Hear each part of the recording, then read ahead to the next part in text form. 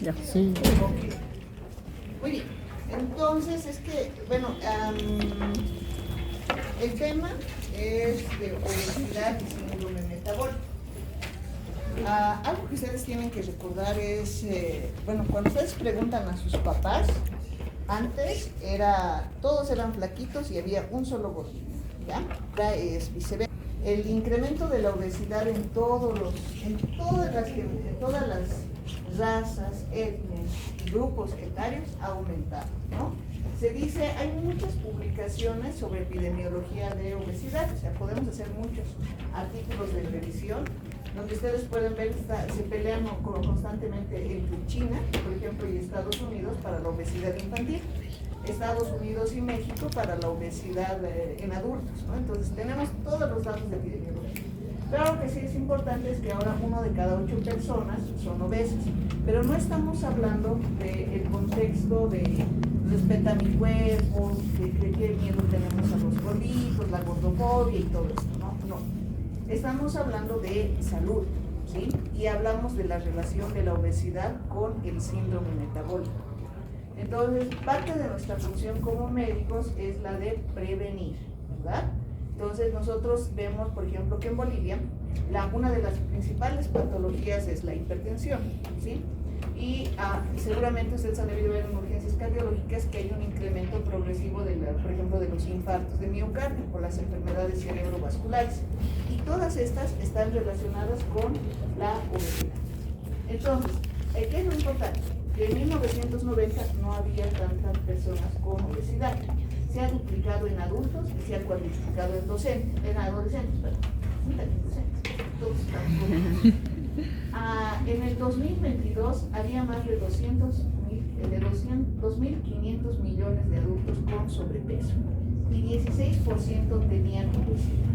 Les decía que hay obesidad en niños, hay obesidad en adultos, hay obesidad en mujeres embarazadas. Entonces, las estadísticas de obesidad son terribles y es que piensas que no solamente es alimentación, sino que existen otros componentes más, como por ejemplo nuestro estado de vida actual, ¿no?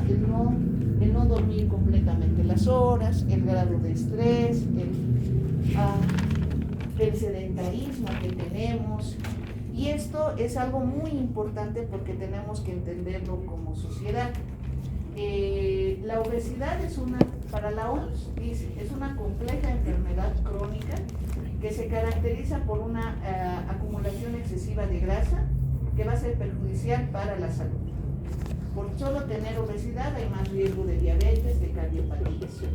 Y algo importante que, ¿saben qué me llama mucho la atención? Que en países desarrollados sí existe la cultura, o sea, de que sí, el tema de obesidad y sedentarismo es importante, pero el ejercicio es algo que es desde pequeñitos que empiezan a tener y es la cultura del ejercicio.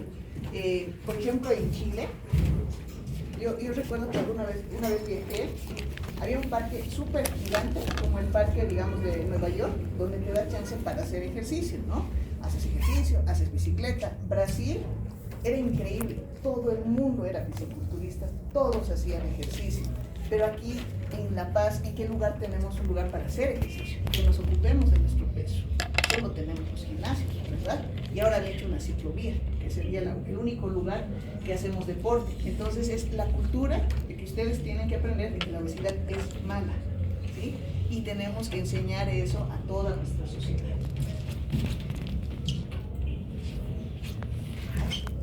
Me he equivocado. Perdón. Deme 2 segundos, por favor, es que a veces no puede ser. Es que, ¿saben qué? De hecho, es que tengo varias presentaciones, esta no es la oficial. Oh, por Dios. Debe estar en la descarga. Deme 2 segundos, voy a buscar ya. Es que no he puesto la oficial. Por eso es que no está. Hay monogénica y la obesidad por exceso de calorías. El 95% de las obesidades son por Después del no dejar mensaje, Tiene tiene residente. dejar mensaje, tiene contexto. Tenemos hasta la 1, ¿verdad? Ahora la clase. Sí. Voy a acabar los minutos. Es rápido. Es que quería mostrarles algunas figuras. Pero bueno. Hola, Alexa. Perdonen bien, mil disculpas. Nunca me ha pasado esto. Ya. Lo que les decía es que la obesidad hay que clasificarla, ¿ya? Hay una obesidad monogénica, que es principalmente porque hay una alteración de genes, ¿sí? Y luego está el 90%, 95% que va a ser otro tipo de obesidades, entre las cuales, primero, por ejemplo, son las iatrogénicas. Por ejemplo, el exceso del consumo de corticoides nos va a dar sobrepeso, obesidad. El tema de la cirugía hipotalámica, por ejemplo, cuando hay accidentes, traumatismos cráneoencefálicos, estos traumatismos cráneoencefálicos van a causar una deficiencia en todas las hormonas hipotalámicas y esto va a causar una obesidad. La obesidad por dieta, que es la más frecuente, yo creo que ese es el 90% por lo típico, ¿no? Exceso de calorías, el sedentarismo, malos hábitos dietéticos, y ahí podemos hacer todo un tema sobre las características de alimentación que existe en nuestra sociedad. Y las otras, que serían las obesidades neuroendocrinas, ¿ya? Por ejemplo, el hipotiroidismo te va a causar una obesidad, pero esa más es por un exceso de líquidos, ¿no? Entonces ustedes ven que cuando buscan hipotiroidismo, coma mixedematoso, es obesidad, pero es generalizada, ¿ya? Otra alteración endocrina van a ser el síndrome de Cushing. En el síndrome de Cushing hay hipercortisolismo y parte de esta obesidad es una obesidad centrípeta, ¿no? Después tenemos el hipogonadismo. En el hipogonadismo es generalmente, lo que pasa es que cuando no hay producción de esteroides sexuales como la testosterona, lo que hace es una acumulación de tejido adiposo, y entonces las personas que tienen este problema no puede, por la hormona no hay conversión del tejido graso en tejido muscular, ¿okay? La deficiencia de hormona de crecimiento en pediatría se ve mucho porque son niños pequeñitos y gorditos, obesos, pero es la obesidad no por el exceso de calorías, sino es por la falta de la hormona de crecimiento, que tiene la misma función de transformar la grasa en tejido muscular y además de crecer. Entonces, esa es otra causa. Entre los factores conductuales, lo que les decía, ustedes tienen mayor, se supone que si nosotros aumentamos 100 kilocalorías por día, que equivale como un pan más o menos de toda nuestra dieta, en 10 años vamos a tener un exceso de 10 kilos.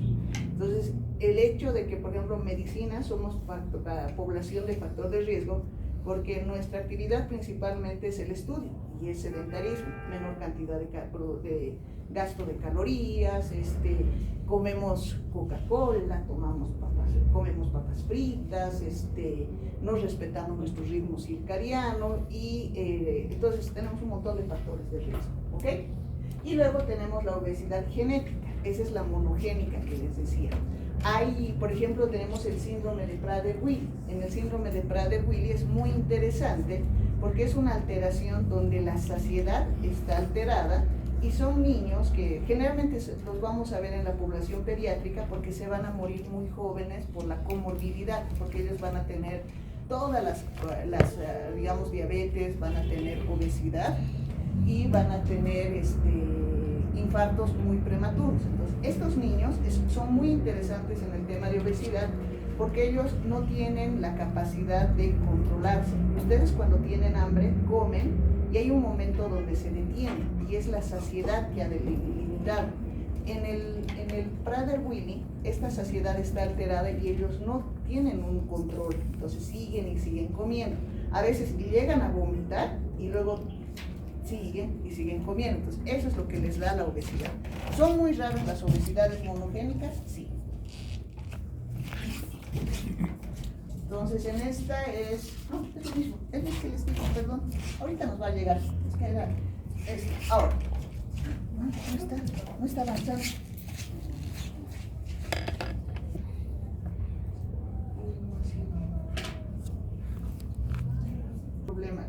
Por ejemplo, los glucocorticoides aumentan el apetito, ¿ok? Es como que te hace dar más ganas de comer. ¿Qué es lo que tenemos que aprender de esto? Que decía la OMS que la obesidad es un exceso de tejido adiposo, o sea, es acumulativo, que va a causar enfermedades crónicas. Entonces, lo que nosotros tratamos de hacer es medir cuándo hay ese exceso de tejido adiposo.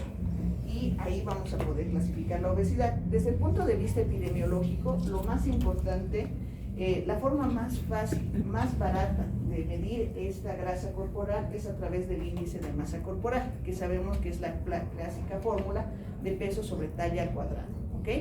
Sin embargo, aquí la clasificación está, pues, los saludables de 18.5 a 24.9. Sobrepeso es de 25 a 29.9, obesidad grado 1 de 30 a 34.9, la obesidad de 35 a 39 y una obesidad mórbida más de 40. Pero tiene sus contras el índice de masa corporal. Es muy importante la relación del índice de, o sea, el tejido graso, no, o sea, cuando hablamos de obesidad, es un exceso de tejido adiposo, pero donde se localiza también es muy importante. Por ejemplo, cuando el índice de masa corporal está entre 20 a 25, la mortalidad es menor, hay menor riesgo. Pero cuando está más cantidad del índice de masa corporal, nosotros tenemos que suponer que la alteración, la grasa va a afectar principalmente al corazón, y aquí hablamos de grasa visceral y grasa subcutánea. La grasa visceral es el problema, la grasa subcutánea no es tanto. Entonces, una obesidad en un gordito, pero en forma general, habla de un gordito, pero que no es metabólicamente enfermo, ¿sí? En cambio, en un paciente que puede ser obeso y principalmente es una obesidad centrípeta con exceso de grasa visceral, él va a estar, aunque no sea tan obeso, va a tener mayor riesgo de infarto de miocardio. Entonces, la distribución de la grasa corporal es muy importante para nosotros. Y aquí es donde vamos a ver, por ejemplo, existen factores como las gonadotropinas, los estrógenos y la testosterona, lo que hablábamos hace rato de la obesidad, y el uso de glucocorticoides que van a determinar en dónde va a estar o dónde va a estar esta obesidad, si es subcutánea o la visceral. Entonces, miren, por ejemplo, son dos personas que van a tener el mismo tipo de peso, la misma talla, y tienen el mismo índice de masa corporal. Y nosotros decimos es que el índice de masa corporal te ayuda, pero realmente no sabes qué es lo que tienen los dos, ¿no? Entonces, ustedes pueden ver, por ejemplo, que en el sujeto 1, la obesidad está localizada más en la grasa, o sea, es subcutánea, pero vean aquí alrededor, dentro de las vísceras, qué cantidad de grasa hay comparada con el sujeto B. Entonces cambia si es varón, cambia si es mujer, la localización de la grasa. Y esto nos dice que para medir obesidad no solo necesitas el índice de masa corporal, necesitas también otros parámetros, y uno de ellos es la cintura, la cadera, y ahí empezamos a utilizar índices de cintura-cadera, índices de cintura-talla, o por ejemplo el perímetro cervical, y vamos a encontrar otros elementos más. Creo que no han encontrado, perdón. Entonces, lo que mejor podemos hacer en estos casos es medir cuánto exceso de grasa hay, ¿ya? Y ahí existen diferentes mecanismos. Uno es, les decía, hacer la medida circunferencia de cintura y luego la cadera, ¿ya? Hay una gráfica, hay una tabla que ahorita les voy a mostrar, que es de la cintura, el perímetro de la cintura. Te ayuda, pero no es completa. Y luego puedes hacer la relación cintura-cadera o cintura-talla para ver el grado de dislipidemia que tiene, que es como con dos pruebas antropométricas fáciles que te ayudan a pronosticar cuánto grado de dislipidemia va a haber en el adulto. Pero también existen otras medidas, ¿no? Que es la medición directa de la grasa corporal. Uno es la densitometría convexa y otra es la bioimpedancia. En la bioimpedancia lo que nosotros vamos a hacer, y ahí les cuento que aquí en Bolivia, en La Paz, ya hay, la caja tiene uno, luego tiene la banca estatal tiene otro, se llama impedanciometría, en la cual es como una balanza común y corriente que tiene unos sensores. Tú entras al sensor y lo que hace es identificar no solo el peso y la talla, sino la composición corporal. Cuánta cantidad de grasa de tejido adiposo, de agua y tejido muscular tienes, ¿sí? Ahora, hay que entender que la obesidad es un proceso donde va a ser, como es el problema del exceso de tejido adiposo, existen ciertos parámetros, ¿no? El problema es el tejido adiposo, la grasa. Algo que me gustó mucho que estaba revisando es que la grasa ya se considera un órgano neuroendocrino, ¿sí? No es como las patologías, digamos, como los órganos endocrinos clásicos que hemos visto, hipotálamo, hipófisis, tiroides. Sin embargo, al ser neuroendocrino, libera una serie de sustancias, de hormonas, tiene hormonas autócrinas, parácrinas, o sea, tiene todo un complejo. Es mucho más grande de lo que nosotros pensábamos que era, porque siempre pensábamos que era pues un tejido adiposo, grasa y punto. Y no nos dábamos cuenta de la importancia que tiene como de neuroendocrinología. Entonces, cuando hay un exceso de calorías, lo primero que va a causar va a ser una expansión del tejido adiposo. Pero lo que les decía, o sea, hay una expansión saludable y una expansión que va a causar enfermedad. Y este es el problema para el síndrome metabólico y para la dislipidemia. En el caso de la obesidad sana, o sea, digamos, es el exceso de calorías, primero va a aumentar la adipogénesis, pero estas van a llevar a una disminución de las células. Van creciendo más, pero se van apretujando, como que aquí entraran 4 veces de lo que va a entrar, lo que entran ustedes. ¿Qué va a pasar? Va a haber como compresión, ¿no?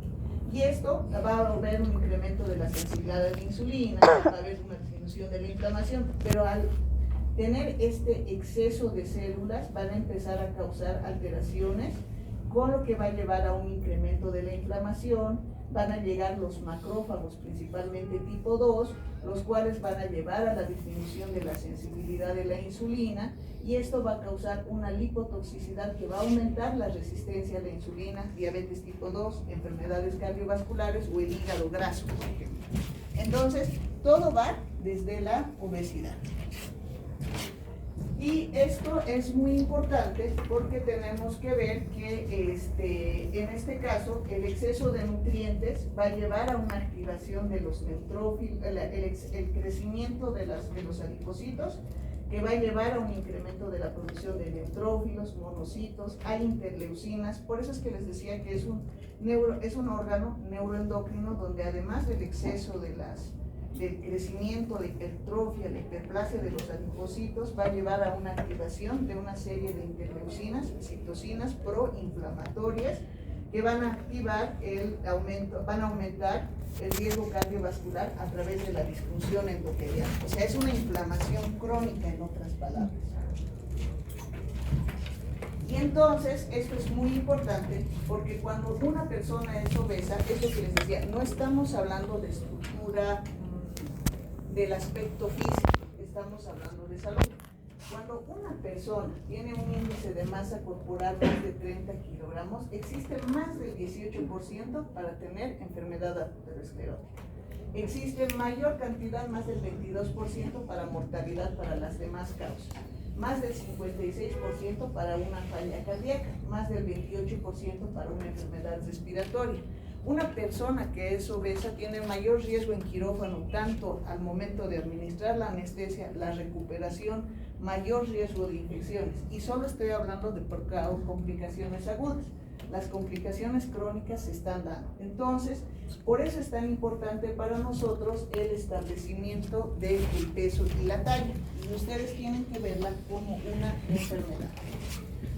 Esto es muy importante porque inclusive va afectando a el tema de en la gestación, ¿no? O sea, esto es una enfermedad que va a ir desarrollando progresivamente, que va, digamos, ustedes, yo tengo algunos pacientes que te dicen es que estás gordito, ¿no? Estás obeso, y ellos te dicen, no, pero es mi cuerpo, estoy yo solito y no va a haber problema, porque soy yo el problema, ¿no? Sin embargo, sí se ha visto que, por ejemplo, si yo, digamos, soy obesa, voy a tener alteraciones inflamatorias que sí van a pasar a mis siguientes generaciones, y mis siguientes generaciones van a tener otras alteraciones más, ¿no? Entonces, digamos yo tengo obesidad, hipertensión, lo más seguro es que mi generación, mis hijos van a tener obesidad y diabetes tipo 2, o van a tener, digamos, desarrollo precoz, ¿no? Entonces, todo lo que hacen ustedes o lo que hacen nuestros pacientes ahora, no solo se manifiesta en ellos, sino se manifiesta generacionalmente. Entonces, hay un exceso de ingesta de calorías, poca actividad física, que lleva a un desbalance energético y provoca el incremento del peso. Si este incremento del peso va a depender de la edad, por ejemplo, y del sexo, es mayor en mujeres mayores y solo por el sexo, el estrógeno favorece el riesgo, la acumulación de grasa visceral, ¿no? En cambio en el varón es más difícil, ¿no? Pero dependiendo de la edad. Si es una persona joven, como ustedes, digamos, adultos jóvenes, entre 20 a 25 años, han notado que en los varones, a mí me encanta siempre hacer este ejemplo, de que pueden comer lo que sea, ¿sí? Pueden comer y no engordan nada. Una mujer en la misma edad va a comer una papita frita y empieza a engordar, ¿sí? Esto solo es la alteración, la diferencia por nuestros niveles de hormonas. Las mujeres tenemos mayor cantidad de estrógeno, que es un factor de riesgo para llevar a la obesidad en grado visceral, y los varones tienen la testosterona, que hace que su metabolismo esté incrementado y pueden comer lo que sea. Pero a medida que van envejeciendo, con la testosterona va a ir disminuyendo, y esto va a favorecer a que tengan obesidad. Y si no hacen actividad física, lo que ustedes están haciendo en la juventud, en el adulto mayor ya se va a notar y van a tener desarrollo de obesidad visceral, ¿sí? No es asustarnos, pero bueno. En lo que les decía, un desfavorable fenotipo, la etnicidad, o sea, por ejemplo, nosotros somos latinos. Los latinos tenemos una característica muy especial de tener el desarrollo de obesidad más fácil que, digamos, un europeo, ¿no? Y tenemos diabetes más riesgo que los europeos. El fumar, el exceso de alcohol, la mala respuesta al estrés. ¿Cuántos de ustedes cuando se estresan comen? Pocos son los que no comen, ¿verdad? Todos comemos más. Entonces, la diferencia hay que ver si es una obesidad visceral de una obesidad subcutánea. Si es una obesidad visceral, está relacionada con hiperinsulinemia, dislipidemia, hay un incremento de adipocina y citoquinas, hay una alteración neurohormonal donde se activa el sistema nervioso simpático, la renina, angiotensina, aldosterona, hay una disregulación metabólica y esto lleva a una disfunción endotelial. Todo esto está relacionado con lo que se llama síndrome de ovario poliquístico. Entonces, lo que nosotros vemos es una acumulación de tejido adiposo, que es en la región superior del cuerpo abdominal, y esto está relacionado, o sea, la obesidad del abdomen está relacionado más con comorbilidad. La obesidad de forma generalizada no es tan metabólica como la otra.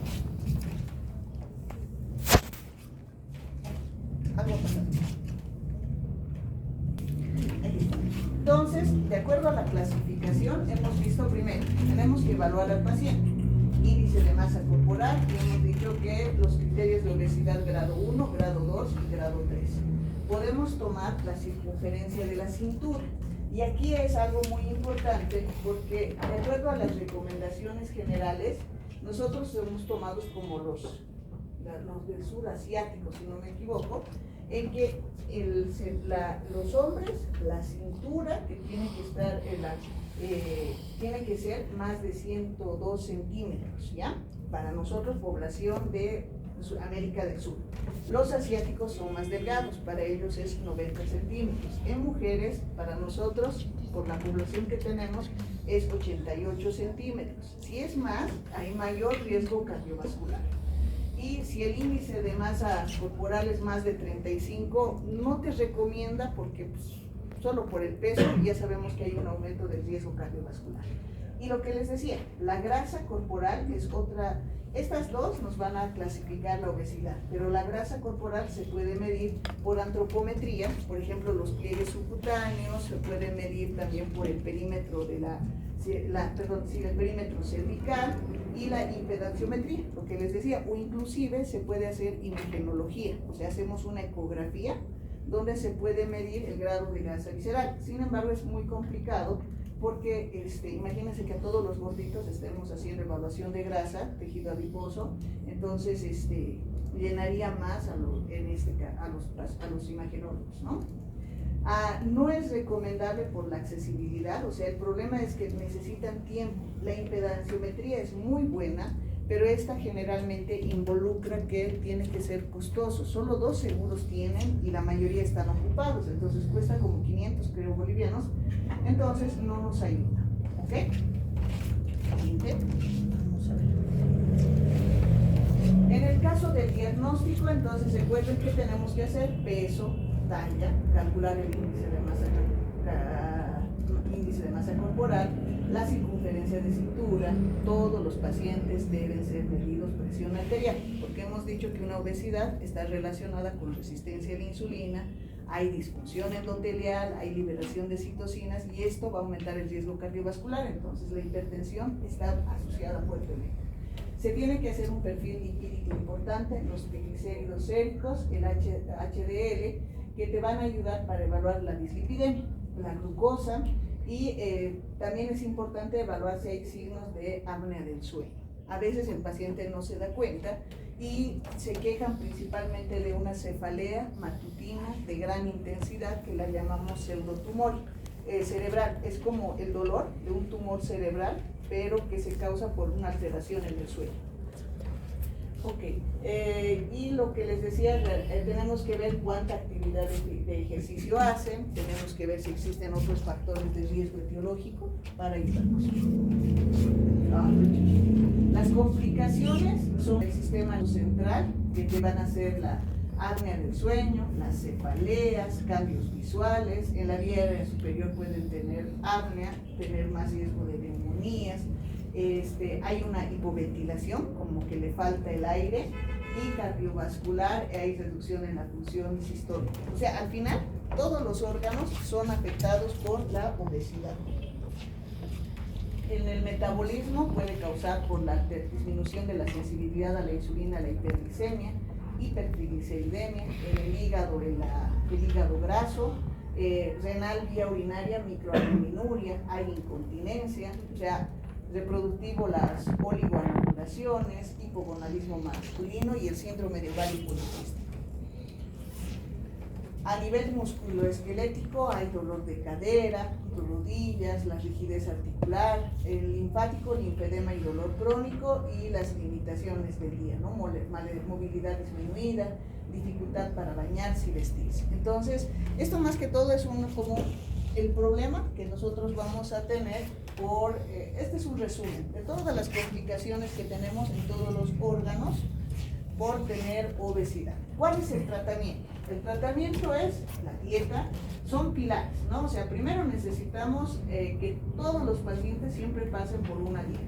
Si hay un exceso de calorías, es una disminución de calorías, ¿ok?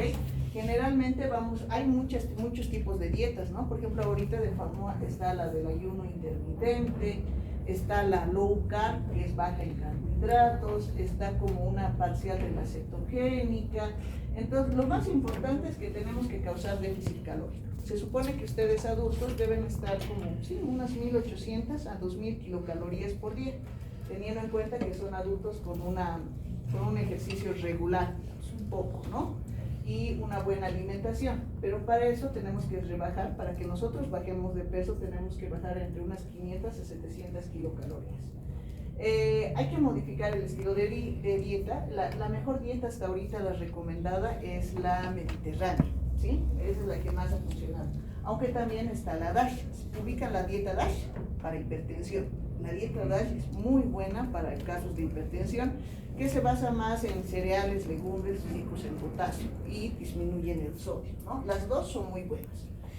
La actividad física, tenemos que reducir el estilo sedentario.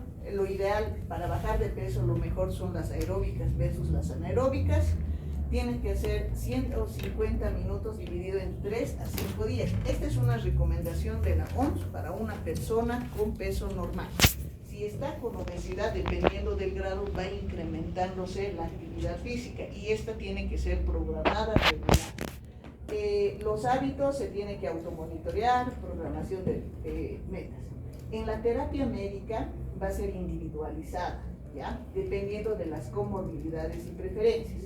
Por ejemplo, si tenemos, nosotros en pediatría, tenemos, es muy raro hacer el diagnóstico de obesidad mórbida y establecer cirugía bariátrica. Pero, por ejemplo, si tienes a una persona obesa, en adulto le pondremos, no sé, arriba de 35 de índice de masa corporal, lo ves hipertenso, está con alteración de la glucosa, casi a un paso de diabetes, con una dislipidemia severa, y has hecho dieta, y has hecho ejercicio, y él sigue siendo más metabólico y aumentando el riesgo cardiovascular, la cirugía bariátrica es una opción. Sin embargo, hay otros tipos de drogas que vamos a ver que existen para bajar el peso, ¿no?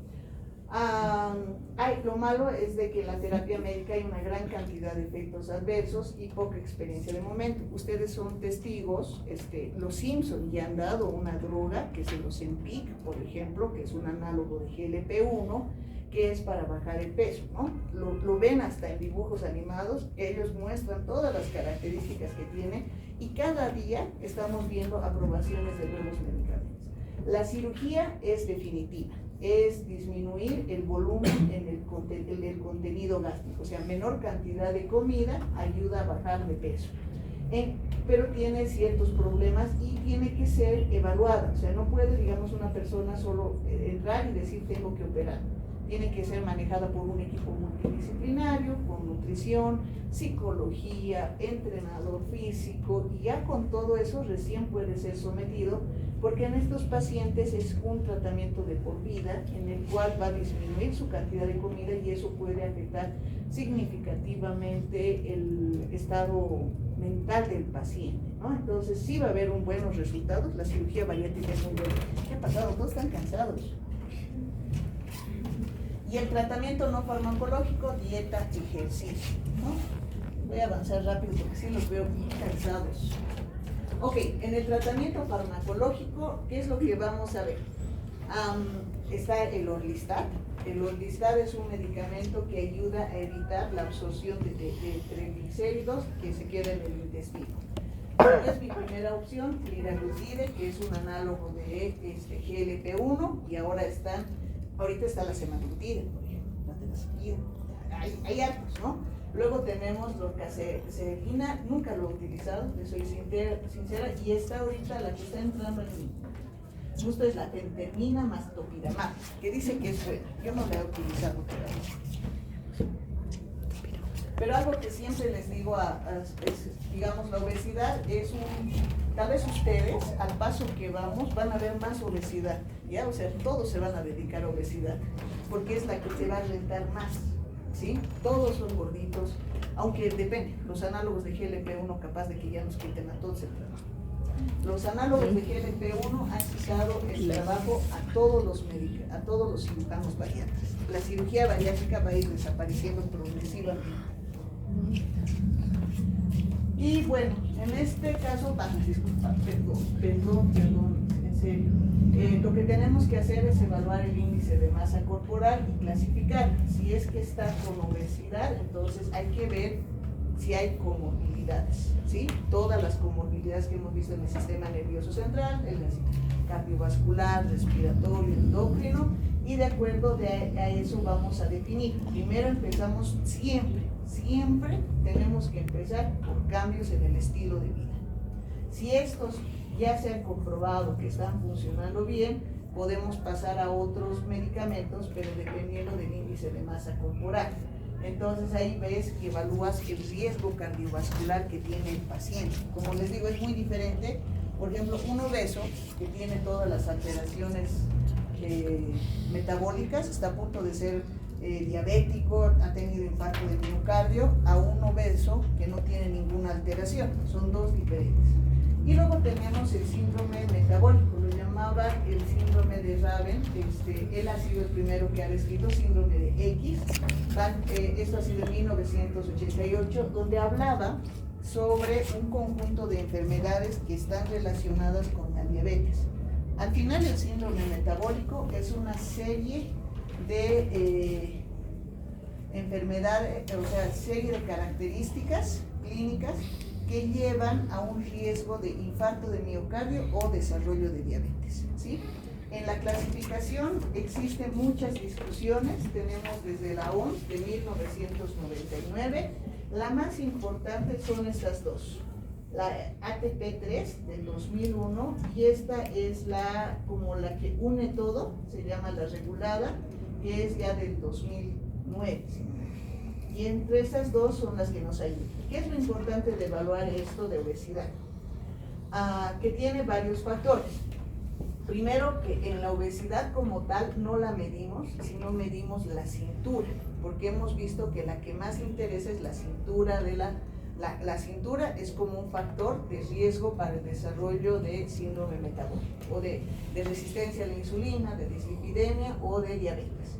Luego medimos los triglicéridos, la HDL, la presión arterial y la alteración de la glucosa, ¿sí? Son 5 elementos. Con 3 establecemos el diagnóstico de síndrome metabólico. Les voy a recomendar que en el caso para el examen sí se aprendan el de ATP3, ¿no?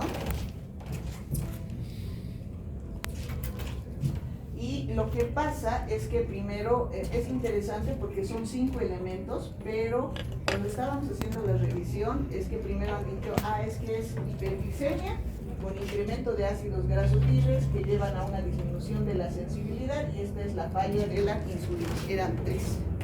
Luego han dicho no, van a ser 4 y lo han añadido, ¿cuál añadieron? Las lipólisis incrementadas, mayor cantidad, o sea, decían ácidos grasos en el hígado, causa una disminución de la sensibilidad en el músculo, que causa una falla de la sensibilidad y esto es una hiperglicemia.